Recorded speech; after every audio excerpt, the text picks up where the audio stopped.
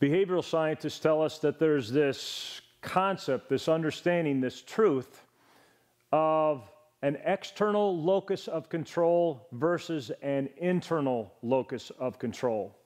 They describe that by saying an external locus of control is when we perceive that the forces that determine whether we're worth anything, whether we're worthwhile, whether we add up, or the thing that determines whether or not we believe we can do something and we can ultimately be self-motivated, is something that comes from outside us that we have no control over.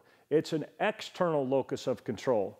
Someone else, a group of someone else's, decides that this is the test that you'll do, and if you fail it, you're no good. These are the things we want you to do, and if you're no good at it, well, you just don't add up here. And therefore, behavioral scientists tell us that an external locus of control is not a good thing. An internal locus of control is what we're after.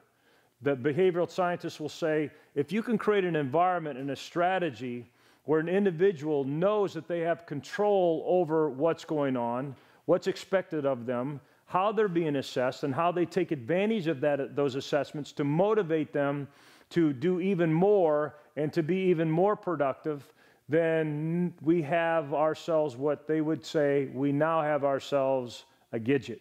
What that simply means is, we as free-to-play athletes, we all know that if somebody else is judging us based on their preconceived ideas or based on some really bad false information or based on tradition that has gone by a long, long time ago, and based on that they say, well, you weren't able to do that, and you weren't able to do that, and you weren't able to do that, and you weren't able to do that, and therefore you just don't add up here.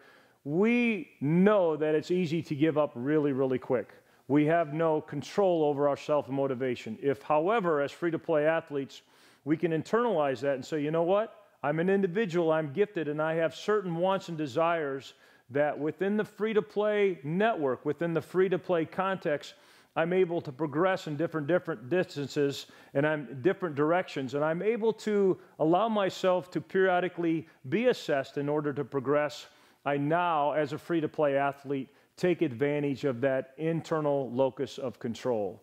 It's that internal locus of control that allows us to be transformed into an individual who constantly stays motivated, constantly stays uplifted, and constantly then wants to motivate and uplift others.